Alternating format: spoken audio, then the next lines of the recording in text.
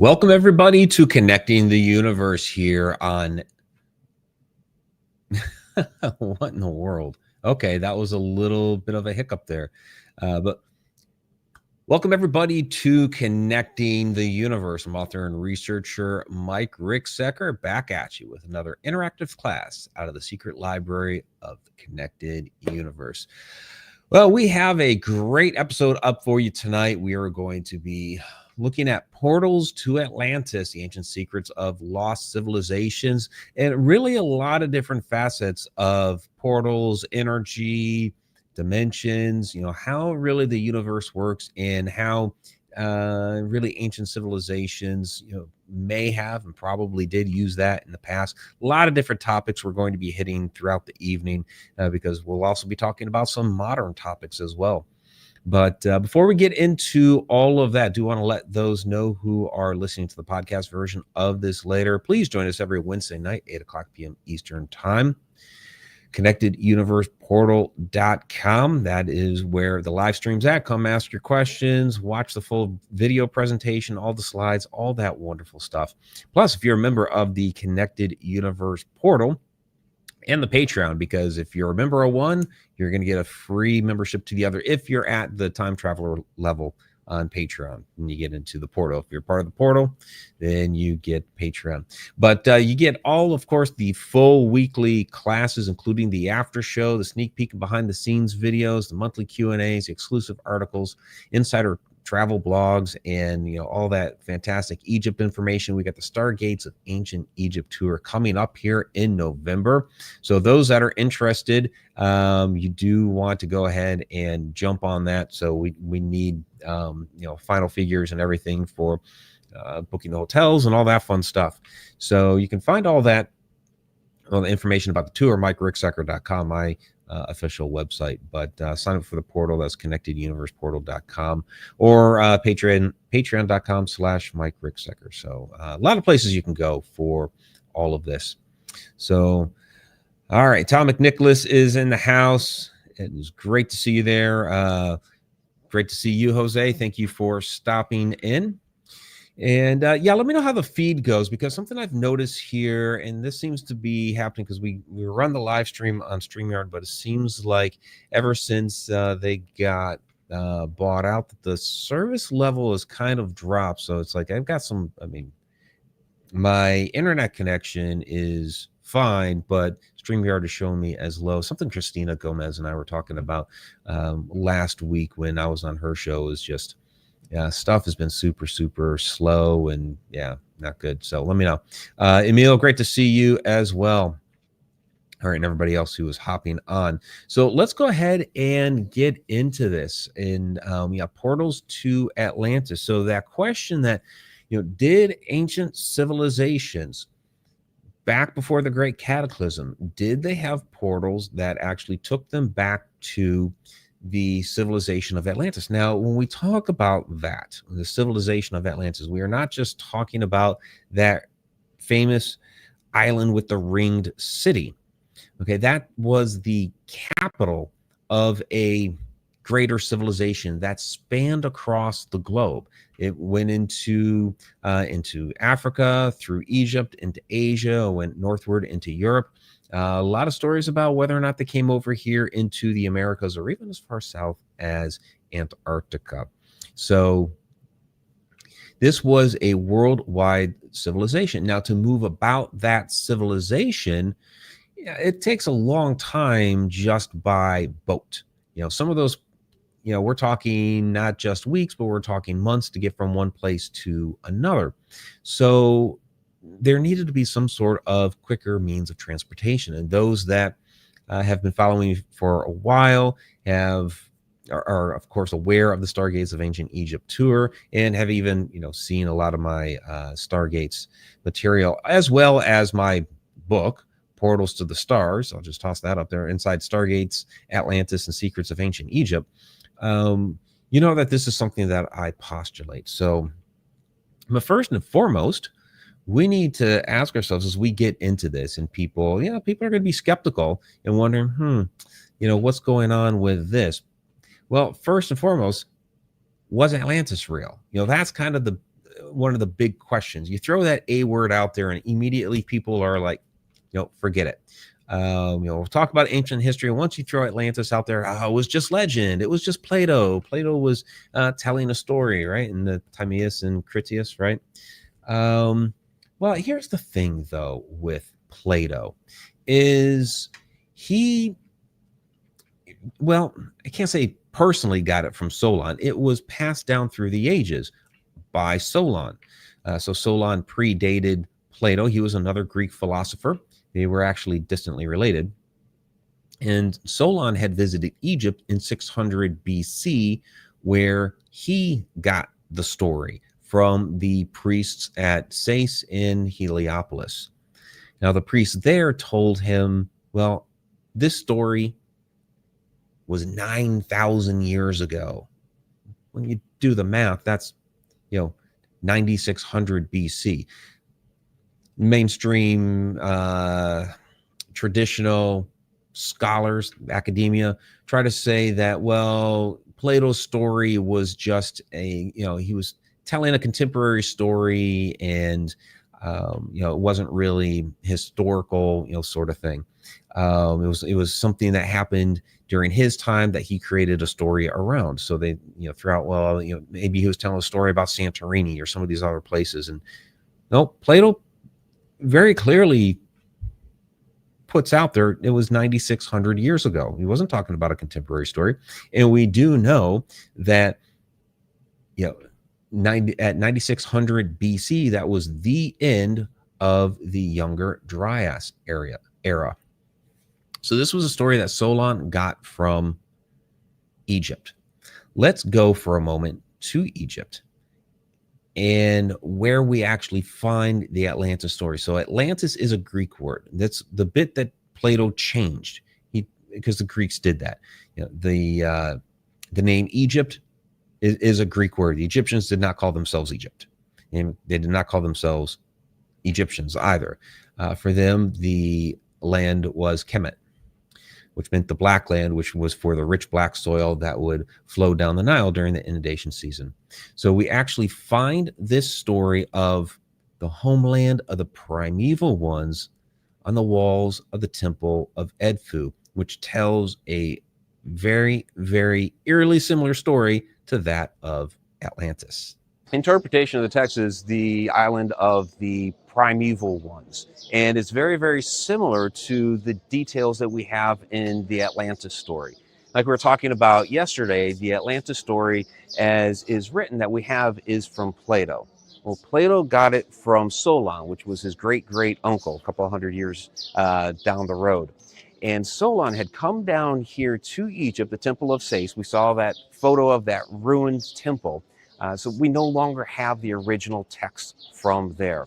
Solon had gone there, talked to a priest named Sanchi, studied under him for a long period of time, and brought the story back to Greece with him. So, of course, the Egyptians, they like to tell their stories and spread their word. So this was a place when they built Edfu where they could record their history. And I believe they knew that there was something that was going to happen to their culture, that it was going to get lost. So they covered this temple with so much of their information, but they couldn't record every single detail, which is why we don't have the full story, but we have it in part up here of those, what they call the primeval ones. Like Ahmed was saying that, they've kind of deified them as gods. They could have been people that came, and their island was destroyed like Atlantis with water and fire and was completely lost. And then they had to survive and find a new land to rebuild their civilization. So when we see some of these, the pyramids and repurposing of these really, really old buildings, that was a part of that lost culture that they were rediscovering again and repurposing. Because Atlantis, the story that we see here as well, it wasn't just one island, it wasn't just one place, it was a worldwide culture. That was like the capital that we were seeing here getting destroyed. And it's really just a glimpse of that Atlantis story in part. Wish we could find, the bigger story, if we could find something under Sais, but like you said, they've kind of it sounds like they stopped excavating there if it's become covered over again. You know, maybe find some lost scrolls or something. But this is it in part up here. The Zep Tepi, the first time, is what they call it.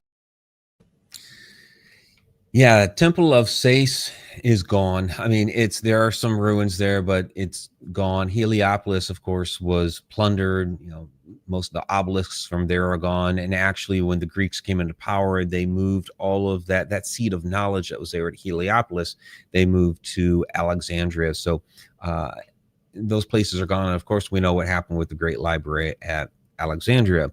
So the actual record of that, as it was written on, you know, because they used papyrus, a lot of records around papyrus on scrolls, was getting lost to time. And I think that the ancient Egyptians, you know, realized that a lot of their culture was going to get lost, a lot of their history, you know, because they had, you know, the Persians came in about 500 BC, and then you had Alexander the Great come in and kick out the Persians, and so the Greeks took over for a while. And then, of course, with everything that happened with Caesar, Cleopatra, Augustus, all of that, you know, then the Romans took over. And then after the Roman, you know, by then, once the Romans took over, it was pretty much on its way out. I mean, you do have some of those, you know, mixtures of Roman and ancient Egyptian, but it was really around 300 AD where you had the last priest and scribe who could actually read and write hieroglyphs, and then it was gone. So yeah, I believe that what we see there at Edfu, the ancient Egyptians were like, you know, we need to write this down, and not just on the papyrus, in stone, so it's going to last for time. And that is, you know, really, you know, the story of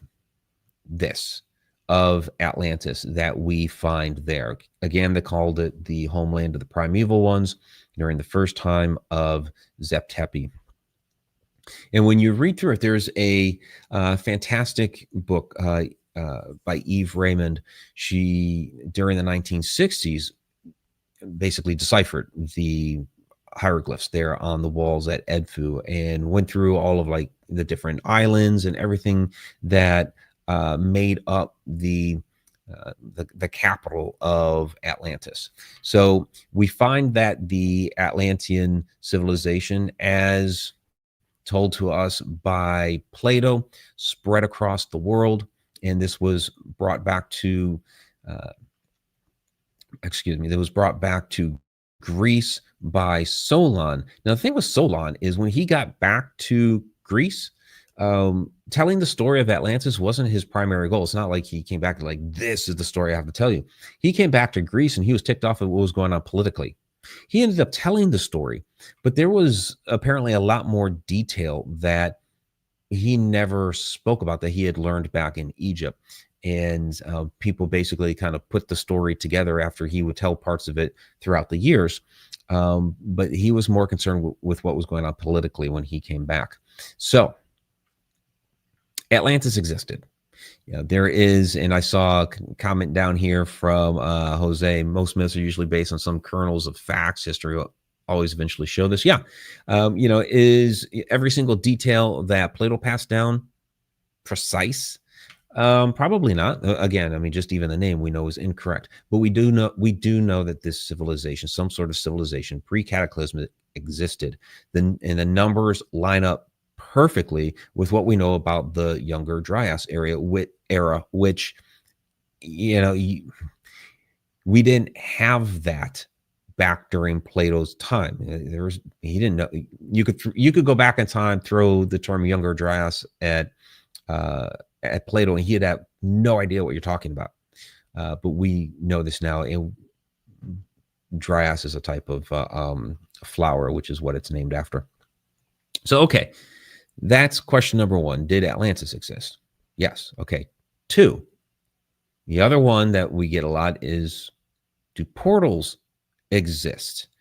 And this is because, you know, a lot of you get a lot of that speculation, especially from the I spent a lot of years as a paranormal investigator, and so a lot of people are, you know, talk about, oh, you know, it's the, you know, science fiction that you're gonna walk through a portal and get taken to somewhere, somewhere across the cosmos or somewhere else on Earth to another dimension, these sorts of things. And the thing is, it's not really science fiction at all. I mean, the problem is that these effects are rare. So we throw this term supernatural on top of it, which is really a misnomer because all of these different things in our world and universe are quite natural indeed. So I'm going to break down, and those that have been watching for a while are familiar with some of this material. We are going to break down. Oh, yeah, and I had this great, fantastic painting of the Great Flood. So this would have been like the end of the Younger Dryas era. I did want to throw that out there before we moved on to portals. So this was basically, the debate is, was it a comic impact or was it a solar flare? You guys can debate that all you want, but something happened to create that Great Flood, which is what caused the cataclysm worldwide, because we find that story throughout cultures all over the world. And of course, I bounced back because I was like, oh, yeah, look at my notes. Oh, okay. I missed that note. But okay, portals, yes. So this always goes back to the Einstein-Rosen bridge, moving from one point to another. We'll get to that in a second. There are absolutely portals that science today has admitted that we actually have. So they call them X points, or at least, they keep changing the name. So they originally said, yes, we have portals in space. This is NASA about a dozen years ago. They ended up calling them X points, so they didn't have to use the term portal. But this is basically where the magnetism of the Earth and the solar wind meet. And at this area, there are these portals that open randomly. So they open at different sizes, at different times. They stay open at different intervals. There is no predictive model whatsoever for these openings at all. Now, what happens when these portals open is it allows the protons and electrons from the solar wind to enter into our atmosphere much quicker. But they are portals nonetheless. We have sent up satellites over the past 10 years studying these things. So this is the Magnetospheric Multiscale Mission. It's a series of 4 spacecraft studying the Earth's magnetosphere. And when these portals open, these X points, they study them, but they couldn't tell you when they open. They can't tell you how large they're going to open at, and they can't tell you when they're going to close. All they can do is observe it happening. So we have portals. Now they called it X points, and now they're calling it magnetic reconnection. So they keep changing the name. They're trying to get as far away from using the term portal as they can, but yeah, they are portals. So one of the other things that we need to consider when we're talking about portals, again, I did mention a second ago the Einstein-Rosen bridge. So, based on the theory of general relativity, this idea that you want to get to 2 distant points in the cosmos, but we can't physically get there because a human life would expire or other life forms. So it's this idea that you fold over space and time and you connect those 2 points through a tunnel or a wormhole. The question is, how do you bend space and time? Well, I haven't quite figured that yet, but we have actually in the lab about 2.5 years ago created a baby wormhole in the lab. Connect on the quantum level, connecting 2 black holes with a wormhole and sending a message through. So we have done that. So we tend to think that we're going to find this big, long tunnel sitting out there in space. The problem with that is the ends of that tunnel are circles. We're not just going to see a tube up in the sky like that, right? where you have a circular opening that you walk into. I mean, they did this in the movie Stargate, where, yeah, they had this ring that you walk through. They filled it with water and give it a nice special effect, and you step into it, and all of a sudden, zoom, off you go through the tunnel. Interstellar did a much, much better job of that. Rather than a circle, you're going to have a sphere, because this is three-dimensional in nature. Circle is two-dimensional, sphere is three-dimensional. So this is really what we would be looking at, is a spherical hole. Keep that in mind as we go along. So, so I like this. Tony, yeah, the Great Ring Island of the Pyramid Text. Absolutely. Thank you. And Jose, good science fiction is also somewhat based on facts. Well, and that's the thing. So, and that's why in a lot of my work, I will make references to science fiction. For one, it's hard for people to just read straight science to get bored and check out. But if we use some pop culture references, people will get, oh, I understand that idea. I saw it in that film. So, yeah, here, like I said, with Interstellar, spherical hole. Okay, I got that. I saw that. Where other films, Stargate, Contact, even Star Wars, just kind of uses the classic tunnel sort of thing. All right, so we do have these portals that are opening and closing randomly. The difference between a portal and a Stargate. So a portal is something that's randomly occurring in nature, a la, the X points up there, and other things that we'll see here in a moment. A Stargate is an intelligent being's ability to harness the power of a portal and use it at their will.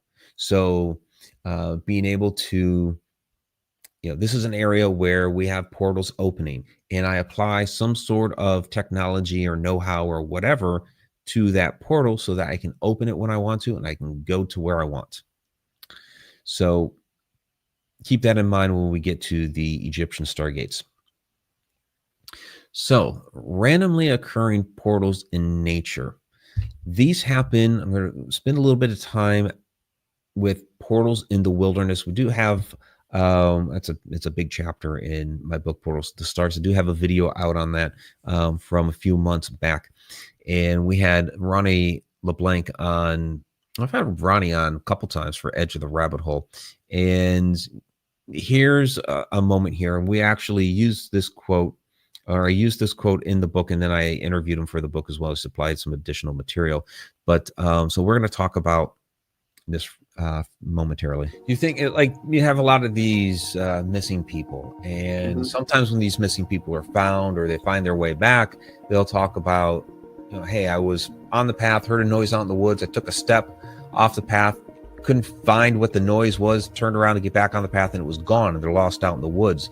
So do you think that some of these missing people cases are, maybe they're stepping into, whether it's a portal or a vortex or whatever the mode of transportation is that maybe the Sasquatch is using, do you think they're stepping into something like that? Yeah, I do. I think there's, the Algonquin tribe talk about in Vermont that there's a specific boulder that if you step on it, you're going somewhere.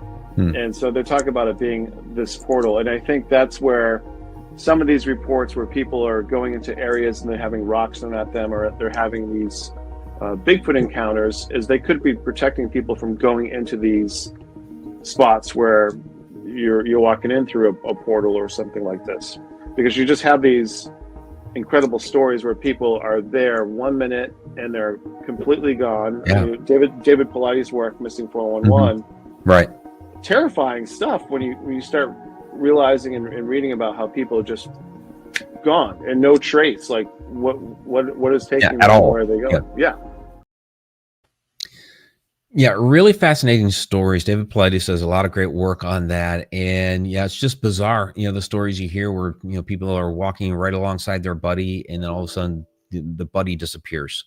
Other times, people actually do make it back.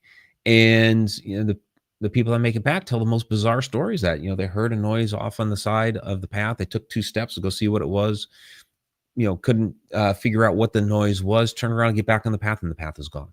Where did it go? They took 2 steps and now they're lost out in the woods for days. And so, did they step into some sort of portal that whisked them off to another point in the forest, to maybe another point in time with the forest's existence? These sorts of things are all there on the table that are possible.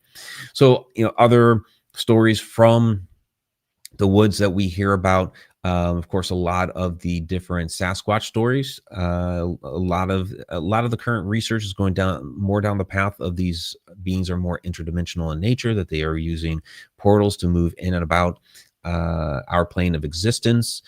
There's a fantastic story or not a story, but a QHHT session, which is part of it is a past life regression. So that is supplied by my partner Kate up there, and one of her clients. Well, another QHHT practitioner, and they got together for this session.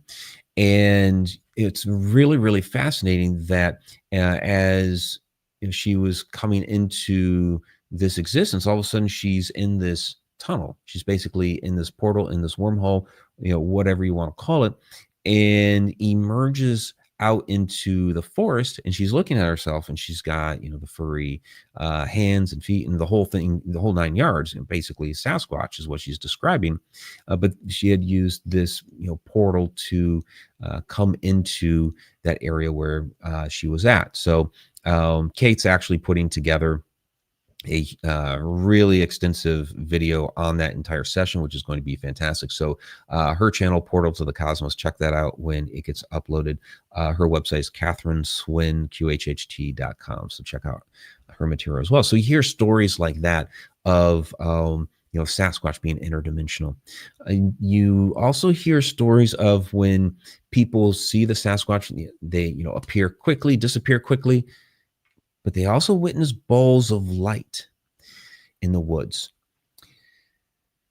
You also hear these types of stories, more historic stories, like the fairy lore from a long time ago, where people would suddenly get lost in the woods, and they would come back with these stories of interacting with the fairies. And it was kind of the same thing where as like the ET abduction stories that you hear today, where they had some sort of interaction with these beings. They thought they were only gone for 5 minutes. They're gone for like an entire day, and people didn't know where in the world they were at. And again, you have these balls of light that people witness, which is really, really interesting. So we had something similar to this happen, not in the wilderness, but above the wilderness, about 6 months ago.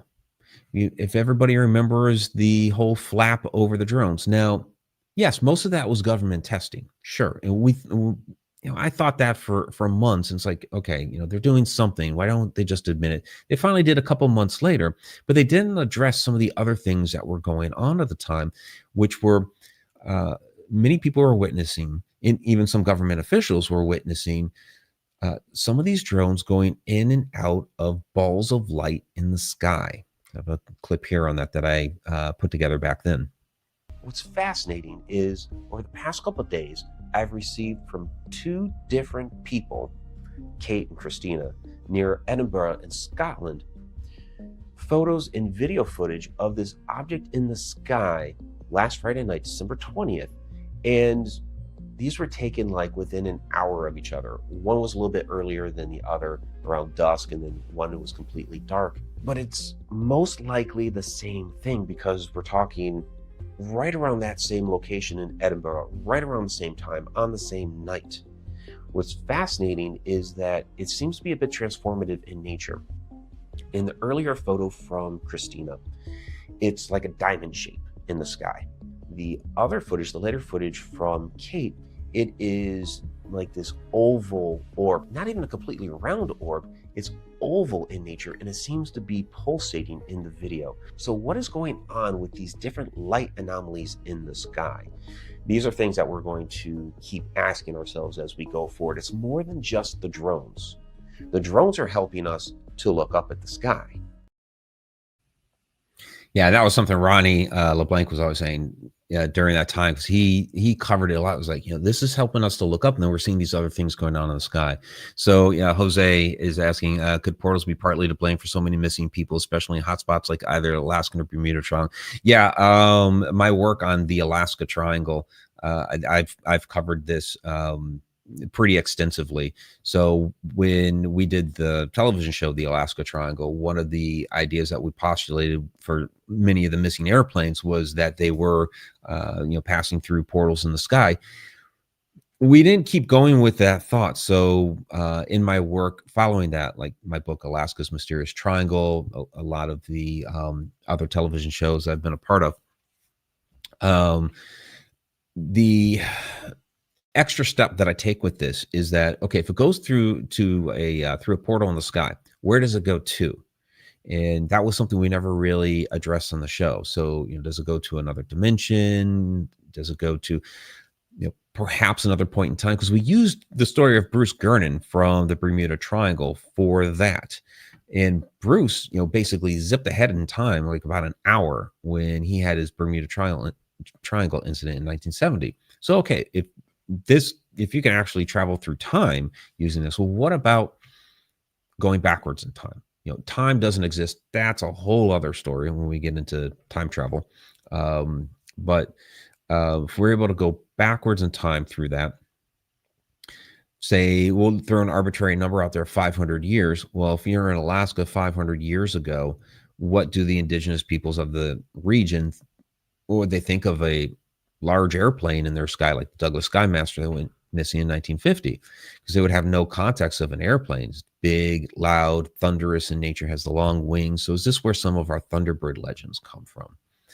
So, and then Jose is also saying, besides Bigfoot, species using portals believe that many other cryptids may be using the same entry points and exit points to enter or leave our dimension. Yeah, absolutely. A lot of these things are what we would call, some sort of interdimensional being or creature, and they can certainly be using these to enter and exit our dimension here. So same thing with these balls of light in the sky.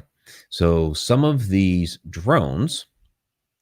So here's that ball of light in the sky from Kate. It was, brilliant ball of light. And, throughout the world at the time, and it's still happening, it's not really in the news anymore, but it's still going on. And so let's say that we were, or if we were even doing this sort of thing, wanting to maybe look at another point in time, or we were visiting another world and just wanted to watch and observe. So, we wouldn't necessarily just throw down our own technology on top of a intelligent civilization. They would instantly know that, something is wrong, that they might view it as an attack or, something like that. So you're going to want to sort of mask your intent and try to blend in, right? So if this is a period of time in which we have all of these drones going on, what better way to try to blend in and watch and observe and take in information of our world than to send in what looks like a drone to us? So yeah, I believe a lot of these drones were the government, but I believe some of these, the ones that were coming in and out of the balls of light, were ones that were from, whether it was something from another dimension, from somewhere else in the cosmos, another point in time, all those are on the table. And that ball of light, going back to our spherical hole, remember, that ball of light is the portal, the stargate, the wormhole, whatever you want to call it.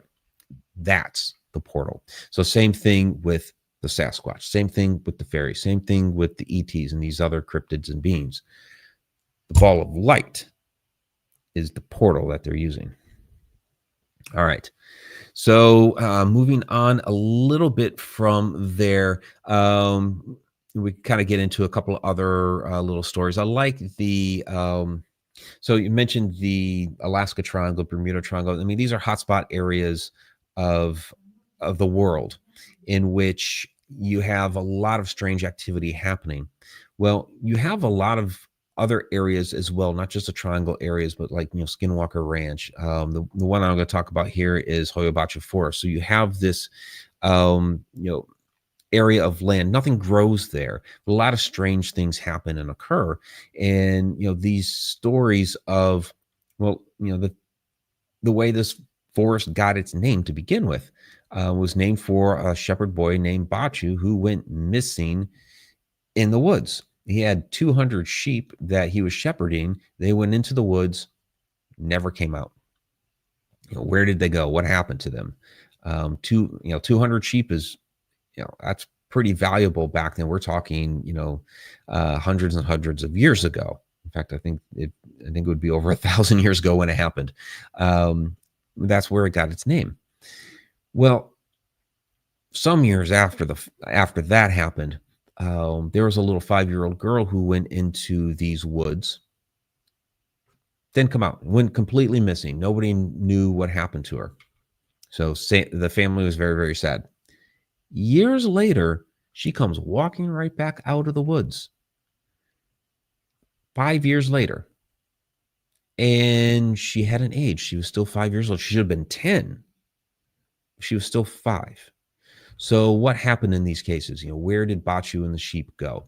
What happened with this little girl? Did she step into some sort of portal that was in this area and come out 5 years later, and to her, like nothing had ever happened, and everybody else had waited 5 years?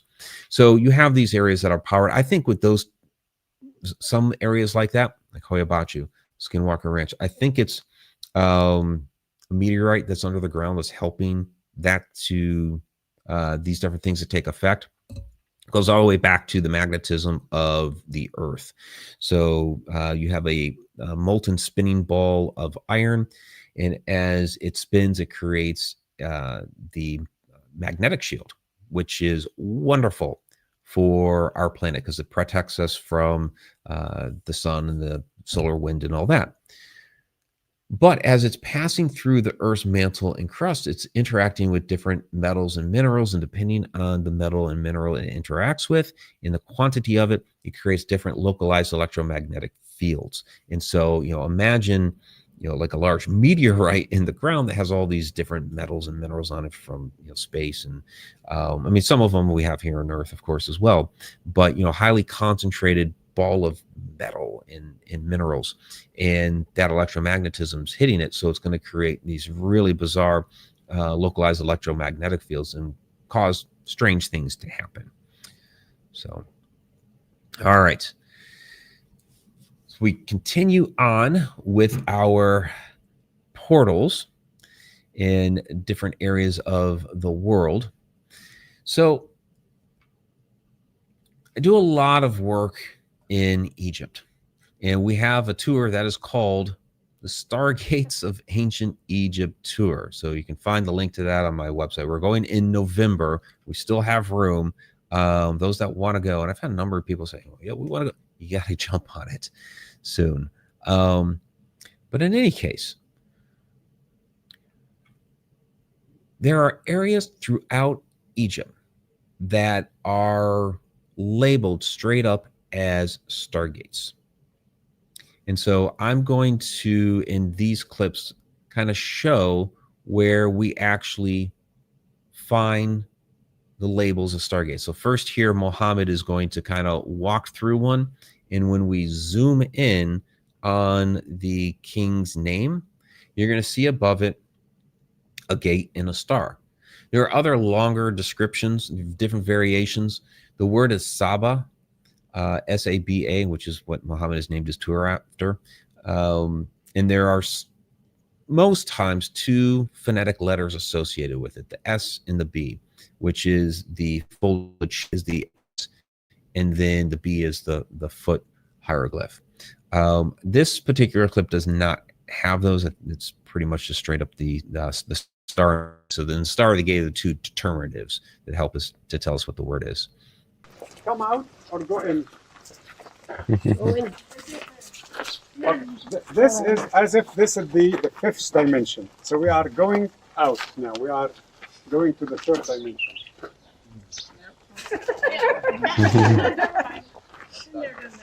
لا لا تسلم. There it is. How we know it's a stargate? Here it is. But this as a title was given to how many kings? 5 only. This is the name of King Senusert. King Senusert from Middle Kingdom. Okay, I didn't find any other king from Middle Kingdom has this title except this one.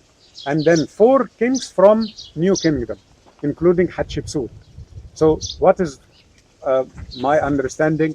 That he is telling us that this is, yes, a stargate, I believe that, but he is the keeper of the stargate. He is the one who knows the knowledge of the stargate, how to activate. Because if you trust me, this is the stargate. But we don't feel anything, but still the same. Why the same? Because I'm not ready.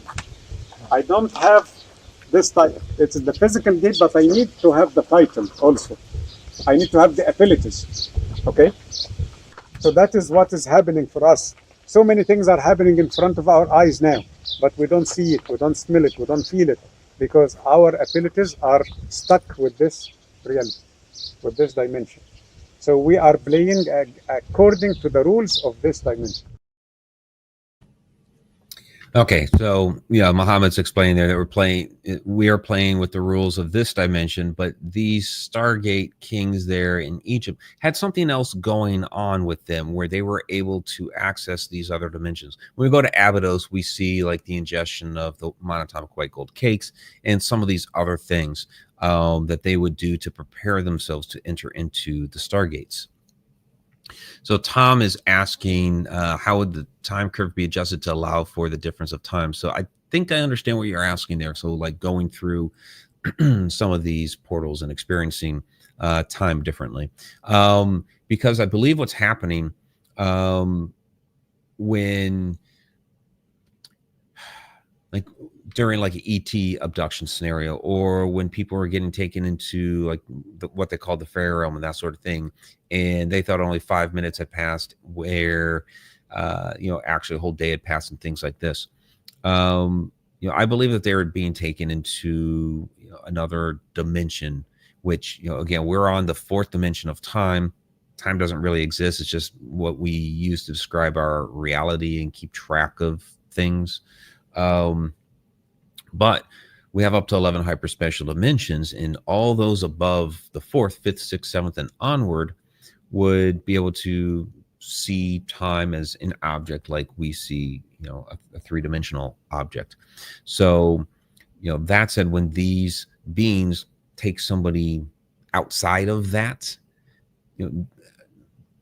what we would normally consider to be time, again, doesn't really exist. So it's going to pass and be experienced much, much differently in a different dimension. And so when we come back here, it's just, where are they putting us back in on the timeline? So, that's what's going on there when you're having those type of scenarios like that. So, all right. So that was kind of a small breakdown of one of the Egyptian stargates. That one is at Karnak. My favorite one is Hatshepsut's temple. It's the layout is fantastic. I'm going to have myself kind of show this to you. So keep in mind that the ancient symbol for energy is the snake, and yeah, you'll see the setup here. We see here beautifully carved falcon. But what's interesting about this piece is look along the backside, the railing up the stairs. What does that look like to you? Did I hear somebody say snake? Yeah, snake tail. This may not be the actual original carving. This may have been recarved from a snake, maybe a cobra. But when you have that snake energy running up, you have a perfect picture of energy running up to inside the temple. And when we get up there, we'll see more of that Stargate symbolism, and then it goes straight up into the Holy of Holies. Off on the side here, you see these ruins back here. This is the base of an ancient pyramid. And it could be that pre-diluvians built a pyramid here, and then the dynastics coming in later took the ruins and built a temple. So you have a pyramid harnessing energy here. You have the snakes bringing the energy up into the temple there. And we'll see when we go inside why they're doing that. Yeah, so you kind of saw a couple of photos in there where you actually saw the Stargate symbolism that's there as you're walking further up into Hatshepsut's temples. So that had the folded sheet, the star, the foot, and the gate. So Saba, Stargate. And you have that all the way back. In the very, very back as you get up into the Holy of Holies, which is off limits, but you know, you get up there early enough when none of the rest of the public's there, and you tip those guys enough, they might let you back there. There's actually a cartouche full of stars back there, kind of like the ultimate symbol for Stargate. So it's a fascinating setup that's there. So these are things that we go through during the Stargates of Ancient Egypt tour. And, you know, powered by, well, you have the temple right there, you know, which we know, or the pyramid right there, which, you know, we know that pyramids do harness energy from the ground. 7-8 years ago, there was testing done at the Great Pyramid of Giza where they did actually show, yes, it's harnessing energy from the ground, and it's being stored within the chambers of the pyramid.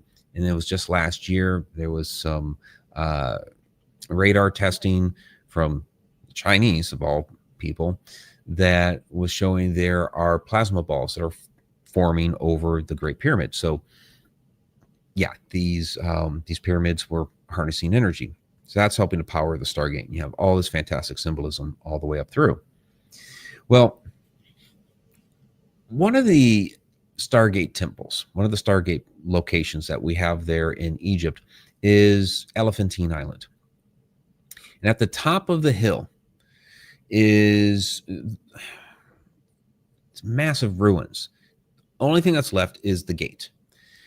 In front of it is, I mean, it's ruins. It's, you know, nothing's really constructed, but it's arranged nicely. It's fine.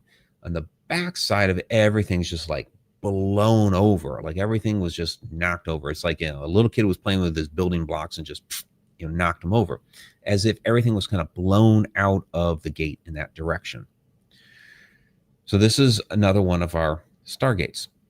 Down at the bottom is the temple of, down at the bottom of the hill is the Temple of Khnum. It is a lot more intact.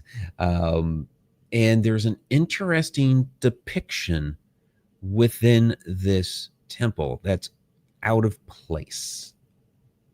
Okay, here we are in front of possibly a Stargate. We don't see the symbolism on here, but it's the only thing still standing of this temple.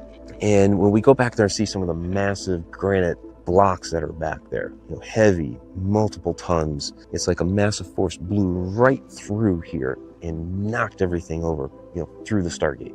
Just knocked over like it was nothing. So imagine, okay, you have the gate back there, and whatever happened, a force blows through and just topples it all over. It does have that resemblance to a Mayan headdress. So, you know, then we have to ask the question, what is this style doing here? Well, we're talking about a Stargate just up the hill. So you can put pieces together and start to draw a story. Were they utilizing Stargates to go to the Americas and incorporate some of that culture here, or meeting people that were wearing these type of headdresses? We see connections back to other parts of the world where you see, okay, you look at the step pyramid. Oh, it looks like a lot like Chichen Itza. You know, were they able to exchange that technology using Stargates, like what may be up here? Also, you'll notice that it's a different color than some of the other blocks here. That's because that is not the original block. The original block was removed from here. It's in the Louvre, and you'll see several of those around the temple like that. I was at the Louvre last year just before coming here and was checking out their Egyptian section, and it's like half of this temple is there in the Louvre. It's pretty crazy. Yeah, it's kind of a shame. They took a lot of blocks out of the Temple of Khnum and took it to the Louvre. Well, and the Louvre has the Dendera Zodiac as well, which is easy to miss if you don't know where it's at. But Yeah, so really, really interesting that you see something like a Mayan headdress there. And so you have to start asking yourself, was that Stargate, did that Stargate go to South America at another point in time, by the way, because the ancient Egyptian civilization and the Mayan civilization as we know it could have been, older. Maybe it was the Olmecs or, another civilization even before that. But yeah, the Egyptians and Mayans didn't necessarily coincide at the same time. So was it a Stargate that went back to and coordinated with the Mayan civilization, not only across many, many miles, but also across time? Because you see a lot of different things that are very, very similar, like Step Pyramid there in Egypt and Chichen Itza, things like that. The pyramid there at Chichen Itza, very, very similar in nature. You see a lot of symbolism across the world that is very similar in nature. The spirals, the pine cones, the handbags. You have a lot of these civilizations that use the same symbols that were not supposed to have had connections to each other, but they seemingly did. So, and even at Hatshepsut Temple, you have when they talk about the voyage of Puntland, this great, this immense expedition that they had to this location, which they try to say was in Somalia. There are coconut trees in this depiction, which you don't have coconut trees in Somalia. I mean, you got to go like, and here's another thing is like coconut trees weren't introduced to Egypt until about 500 AD, like long after the Egyptian civilization was gone. So where did they go and how did they get there? That they observed coconut trees. So, these are things that we have to ask ourselves. And that brings us back to the question, were some of these going back and interacting with Atlantis? So I mentioned the similar symbolism across all these different civilizations that weren't supposed to have connections to each other. And one of the symbols that coincides, or one of the symbols that you find all over the world, is the spiral. And the indigenous peoples across the world tell us that the spiral was a symbol for portal. Now, you will have academics say silly things like, well, it was a calendar, or, well, it was a migration pattern. The migration pattern is the most ridiculous one of them all, because nobody migrates in a spiral. It's like we need to move the tribe for the season, and we need to go up over the ridge there, and you're going to go straight, or you might have to go around a little bit. You're not going in a spiral. A spiral works great for crime scene investigation, not so much for migration. A calendar is almost equally as silly. I mean, if you could, just like with any, like stone circle or something, you could use it for calendrical purposes. But when you find spiral, I mean, how many calendars do you need on a wall? It just becomes nonsensical. And besides, the indigenous peoples, the peoples whose traditions have been passed down for thousands of years, are telling you it stands for portal. So back behind me these are the important petroglyphs. This is the petroglyph trail, but number 11 here on the trail is where we get the spirals and the stories of the star people. Now, according to ancient legend, these people from the stars came down and gave knowledge to the peoples here. Again, the site is astronomically aligned. Spirals are supposed to represent the portals from which they traveled from to get to here. And we see stories like this all over the world. Here we are in the American Southwest, similar type of story. Star people, spirals, passing on knowledge. It's very, very interesting that we find the same exact thing right here. What I'm sure about that so many of the caves and so many of the ancient drawings, they made these spiral lines, okay? You see those spirals all over the world. Right? Yeah. Okay, this is very interesting to me here at the Nubian Museum. So we see some of the artwork here depicting spirals. Now, you see these spirals all over the world. There's another one that's on an egg. Could be the cosmic egg with the spiral. And you see these spirals all over the world at Newgrange, Sardinia. I was out in Chaco Canyon a year and a half ago, and you saw the spirals there and the petroglyphs with the star people. And so a lot of people believe that these spirals represent portals and gateways and access points into other parts of the universe that allow you to access other dimensions. That there's an energy to these. Are they recounting a lost technology that became forgotten over time, but at least somebody remembered it here for at least a brief moment? Yeah, so another one that's a great example is at Boca Negra, just outside of Albuquerque, as part of Petroglyph National Monument, and not necessarily on the primary mesa.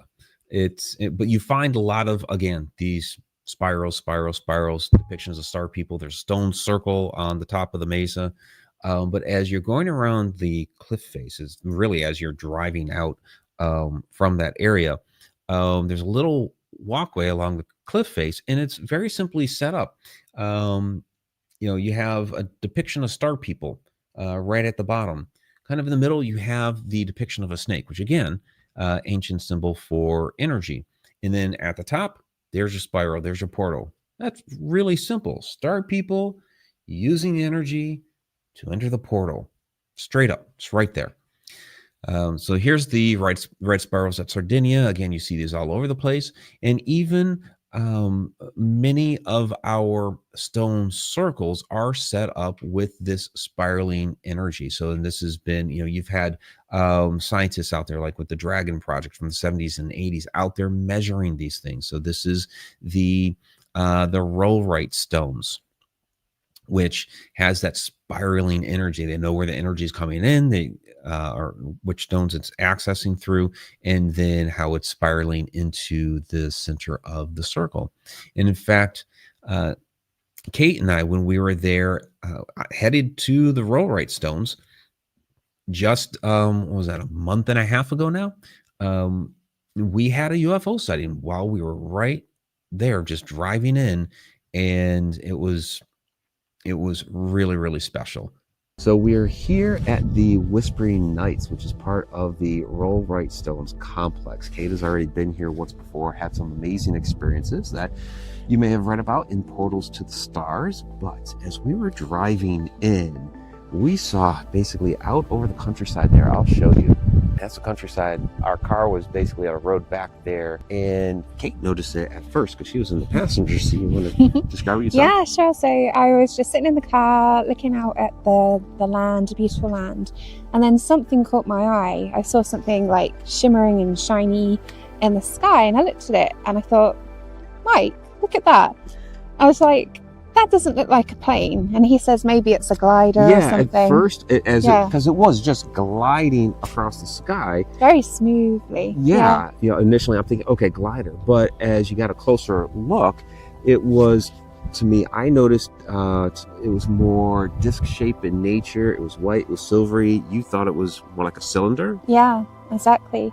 Yeah, so basically I thought, I'm kind of sure that isn't a plane. And we thought, I would like to see it. And then when I looked in the sky again, following it was a helicopter. And I thought, okay, so that's suspicious to me, because if there's a helicopter following it, then that isn't a plane. Right. Yeah, so definitely not a plane. We did see a plane as we were walking into the complex a little while ago. And, against this overcast sky, it was. Yeah, so it was a black helicopter that was chasing this thing, but it was a special moment. And this is a place that's highly energetic in nature. A place where portals would be more readily available, more accessible. And here there is a UFO, gliding right across the area. And it was our last day, our last full day together out there. And so, for that to happen, it was actually a really, really special moment. So, all right. Circling back around on the whole question, portals to Atlantis, were these portals that we were finding across the world, were they readily accessible to the Atlantean culture? If you had a civilization that spread across the world like that, for them to move back and forth from one place to another? I believe that is entirely possible. If the Egyptians and other cultures had what we were calling stargate technology, the ability to harness the portals for their own means. Well, and this is the dynastic Egyptians talking about this. All right. If the dynastic Egyptians had this, well, then I'm pretty sure that the pre-Diluvian civilizations had it as well. We're talking, the ones that built the big, huge megalithic structures like the pyramids, like like the Sphinx, in these other things. So this takes us to the scans, right, that have been showing up here lately. So those are the pyramid scans are under the Pyramid of Khafra. These are under the Egyptian labyrinth at Hawara. They're showing huge, massive structures underneath these. One of the interesting things about, we talked about this when we covered the Egyptian labyrinth, probably about a month ago now, is there's a huge domed area under there that could be the Circle of Gold. Now, this is kind of legendary, coming out of one of the books of the dead, talking about how the ancients, the primeval ones, remember, Atlantis, homeland of the primeval ones, had this chamber, this Circle of Gold chamber, where basically the writing throughout the chamber was all done in gold. But there were priests that were there, these mathematicians, priests, scientists, mathematicians. They were all kind of all the same thing back then. We didn't have this different, religion was separate from science. They were all together back then. But you had these scientists, priests, mathematicians that were trying to figure out if they could calculate when the next great cataclysm was going to happen. Well, let's say they, figure that out in the Circle of Gold. They're going to send some sort of emissary to let the others know, hey, we figured it out. What do you think they're going to do? They're going to get a boat and row themselves, out past the Straits of Gibraltar, or the Pillars of Hercules at that time. It would be a lot easier for them to get, to take the portal, take the Stargate to go there. So it could very well be that in these large chambers that are being discovered, that we're going to find some sort of technology there that would have connected back to Atlantis. So we will find evidence of the Atlantean civilization within there. Now, it could be that the parts under the pyramid, the chambers under the pyramids, are additional technology to help that all function. These great machines that they were, maybe had some sort of water power or whatever. Some people are saying, well, maybe the halls of Amenti. Well, maybe, but they could have been some other things as well to help this whole area function. And we're really not going to know that until we get down there and we actually take a look and put our eyes on it. But I think what we're going to find down there is far, far older than what we previously have believed. And we'll harken back to the lost civilization of Atlantis. But you have to keep in mind that there is a memory that has been logged over the years. And we've been talking about the spirals a lot. And I believe, they have dual meaning, that not only are they that symbol for portal, but I believe they are also a memory of Atlantis. That yes, Atlantis did have a portal, Stargate, probably right in the middle, that central temple right there in the middle of the island. We talk about the capital city of Atlantis, of course, recognizing it was an entire civilization. We look at some of these other markings that have the distinct, like the cup and ring marks, where you have those concentric circles. You have, you know, the depressed cup, which would be that central island, and then you have the channel that is extending through every single one of those rings and out beyond, just like the descriptions that we get of what Atlantis looked like. So all of this is connected. When we talk about the connected universe, all of this is connected. So we've run a little bit long here, which is fine. We haven't done an extra long one for a little while. It was a lot of material that we blew through. I want to thank everybody for hanging out with us this evening. Those that are listening to the podcast version of this later, again, please join us every Wednesday night, 8 o'clock p.m. Eastern Time, connecteduniverseportal.com. Those that are interested in the Stargates of Ancient Egypt tour, just go to my website, mikericksecker.com, click on the Events and Tours tab, and you'll find the information there. So that is this coming November. Yes, we will be back in time for Thanksgiving. I've gotten that question too. So those are part of the portal. Stick around for the after show. For everybody else, till next time, time really exists.